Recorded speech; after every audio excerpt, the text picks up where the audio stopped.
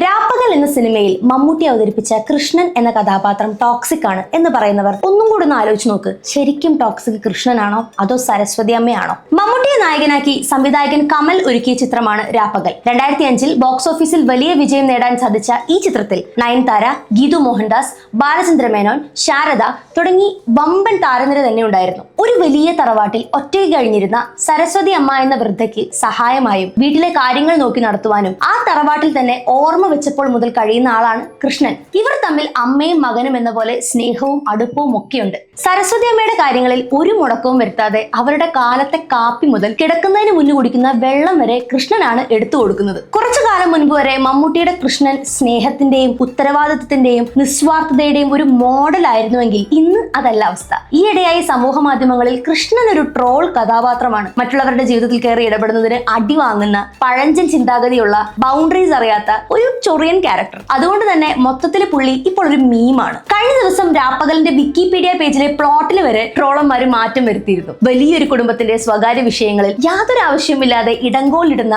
ജോലിക്കാരന്റെ കഥ എന്നായിരുന്നു വിക്കിയിലെ ട്രോളന്മാർ വരുത്തിയ മാറ്റം. സത്യത്തിൽ കൃഷ്ണനാണോ കുഴപ്പക്കാരൻ? 4-5 വയസ്സ് മുതൽ ആ തറവാട്ടിലും അതിനു ചുറ്റുമുള്ള സ്ഥലങ്ങളിലും മാത്രം ഒതുങ്ങിക്കൂടിയ കൃഷ്ണൻ ഒരു പഴഞ്ചനായി പോയതിൽ പുള്ളിയെ കുറ്റം പറയാനുണ്ടോ? നല്ല സുഹൃത്തുക്കളോ, വിദ്യാഭ്യാസമോ, ലോകപരിചയമോ, എന്തിന് എഴുത്തും വായനയും വരെ കൃഷ്ണന് നേരെ ചൊവ്വ അറിയില്ല. അനാവശ്യമായി കറണ്ട് പാഴാക്കരുത്. വിരുന്നുകാർക്ക് നല്ല ഭക്ഷണം കൊടുക്കണം, അമ്മയ്ക്ക് ഈ സമയത്തിന് മരുന്ന് കൊടുക്കണം, അമ്മയ്ക്ക് ഈ ഫുഡ് കൊടുക്കണം, എന്റെ അമ്മയ്ക്ക് എന്നെ ഇഷ്ടമാണോ എന്നിങ്ങനെയുള്ള കാര്യങ്ങളിലൊക്കെയാണ് പുള്ളിയുടെ പ്രയോറിറ്റി. കൃഷ്ണനെ ശരിക്കും ഒരു പഴഞ്ചനും ബോറനുമാക്കി മാറ്റുന്നത് ശാരദ അവതരിപ്പിച്ച സരസ്വതി അമ്മ എന്ന കഥാപാത്രമാണ്. നമ്മൾ മാതൃസ്നേഹം എന്ന് പറഞ്ഞ് ഇത്ര കാലം ഗ്ലോറിഫൈ ചെയ്തിരുന്നത് ഇസ് പ്യുവർ എക്സ്പ്ലോയിറ്റേഷൻ. ആദ്യം തന്നെ ഒരു ഓർഫനായ കൃഷ്ണന്റെ അമ്മ ഭക്തി സരസ്വതി അമ്മ നന്നായി എൻജോയ് ചെയ്യുന്നുണ്ട്. നമുക്ക് 24/7 എല്ലാം ചെയ്തു തരാൻ ഒരു അസിസ്റ്റന്റിനെ കിട്ടിയാൽ അത് നല്ലതല്ലേ? ഈ സരസ്വതി അമ്മ എന്ന കഥാപാത്രത്തിന് 3-4 മക്കളുണ്ട് സിനിമയിൽ. ഇവരൊക്കെ തന്നെ ഇൻഡിപെൻഡന്റ് ആയി നല്ല സെറ്റപ്പിലാണ് ജീവിക്കുന്നത്. പക്ഷെ അവരുടെ അതേ പ്രായമുള്ള, അവരുടെ കൂടെ തന്നെ കളിച്ചു വളർന്ന കൃഷ്ണന് മാത്രം നോ ഇൻഡിപെൻഡൻസ്.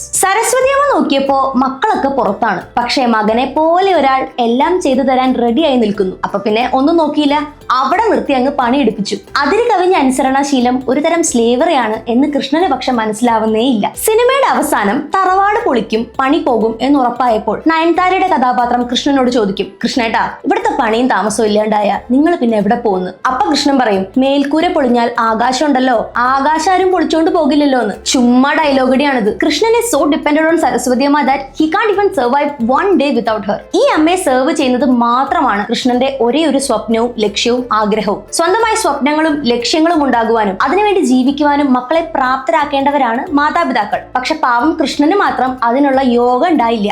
ഇത് ഒരു ഹെൽത്തി അറ്റാച്ച്മെന്റിനേക്കാളും ഇമോഷണൽ ഡിപ്പെൻഡൻസി ആണെന്ന് ആർക്കും മനസ്സിലാവും. ഇപ്പൊ നിങ്ങൾ വിചാരിക്കും, എന്തായി പറയണേ, അവർ ഒരു മകനെ പോലെ തന്നെയല്ലേ കൃഷ്ണനെ സ്നേഹിച്ചത്? ഇന്നേ വരെ ഒരു വേലക്കാരനെ പോലെ കണ്ടിട്ടുണ്ടോ എന്ന്? കൃഷ്ണൻ ആ വീട്ടിൽ വെറും ഒരു വേലക്കാരനായിരുന്നു എന്ന് മനസ്സിലാക്കാൻ അയാൾ താമസിച്ചിരുന്ന മുറി മാത്രം കണ്ടാൽ മതി. അത്രയും വലിയ തറവാട്ടില് കൊള്ളാവുന്നൊരു മുറി ആ പാവത്തിന് കൊടുക്കാൻ ഈ അമ്മച്ചിക്ക് എന്തുകൊണ്ട് പറ്റിയില്ല? സ്വന്തം മക്കൾ വരുമ്പോ പുള്ളിക്കാരി പറയും, കൃഷ്ണ, ആ വടക്കേലെ മുറി, തെക്കേലെ മുറി, പടിഞ്ഞാറ്റിലെ മുറി അടിച്ചു വാരി തൂത്തിടുക, നീ എന്നിട്ട് സ്ഥിരം കിടക്കണ ആ വാച്ച്മാന്റെ മുറിയിൽ കിടന്നോളുക. ഇനി അടുത്തത്, ഇന്നത്തെ കാലത്താണെങ്കിൽ കേസ് ആവേണ്ട ഒരു സംഗതിയാണ്. ആദ്യമായി സ്കൂളിൽ പോയ കൃഷ്ണൻ എനിക്ക് അമ്മയെ കാണണം, എനിക്ക് അമ്മയെ കാണണം എന്ന് പറഞ്ഞ് കരഞ്ഞപ്പോ സരസ്വതി അമ്മയും ഭർത്താവും കൂടെ അങ്ങ് തീരുമാനിച്ചു, എന്റെ കൃഷ്ണൻ ഇനി സ്കൂളിൽ പോകണ്ടെന്ന്. പക്ഷെ പുള്ളിക്കാരുടെ ബാക്കി മക്കളൊക്കെ സ്കൂളിൽ കൃത്യമായി പോയിട്ടോ. അതുകൊണ്ട് തന്നെ അവരൊക്കെ വലിയ നിലയിലായി. കൃഷ്ണന് നല്ല ഓപ്പർച്യൂണിറ്റീസ്, ഗൈഡൻസ്, എന്തിന് ശമ്പളം പോലും മര്യാദയ്ക്ക് കിട്ടിയിട്ടില്ല. വിദ്യാഭ്യാസത്തിന് പകരം പുള്ളിക്ക് കിട്ടിയത് ചൈൽഡ് ലേബർ ആണ്. പുള്ളി വലുതായപ്പോ അത് അടിമപ്പണിയായി മാറിയെന്ന് മാത്രം. കുറെ സ്നേഹം വാരിക്കോരി കൊടുത്താൽ ഒരിക്കലും ഒരു നല്ല പാരന്റ് ആവില്ല.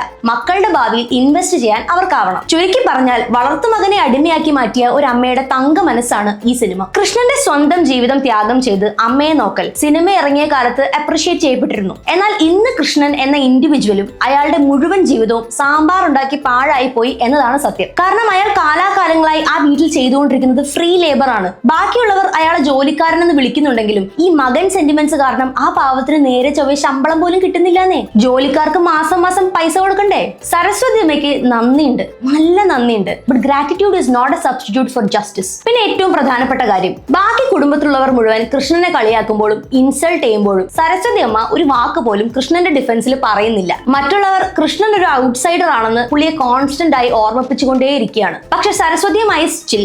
അതാണ് the social reality of hierarchy. Krishnan Saraswathi അമ്മയുടെ മനസ്സിലടക്കം ഒരു വേലക്കാരൻ മാത്രമായിരുന്നു. സോ ഒരു സമ്മിലം, കൃഷ്ണൻ ചൊറിയനും പഴഞ്ചനും ആയിരുന്നിരിക്കാം, but it is only because Saraswathi അമ്മ മെയ്ഡ് ഹിം എ ചൊറിയൻ. ഗുണപാഠം, കുട്ടികൾക്ക് അവരുടെ ബേസിക് റൈറ്റ്സ് പറഞ്ഞു കൊടുക്കുക, പണിയെടുത്താൽ ശമ്പളം വാങ്ങുക. രാപ്പകൽ എന്ന സിനിമയെക്കുറിച്ചും കൃഷ്ണനെ കുറിച്ചും സരസ്വതി അമ്മയെ കുറിച്ചും നിങ്ങൾക്കുള്ള അഭിപ്രായങ്ങൾ എന്തൊക്കെയാണെന്ന് കമന്റ് ബോക്സിൽ പറയാൻ മറക്കരുത്. അപ്പോൾ അടുത്ത വീഡിയോയിൽ കാണാം.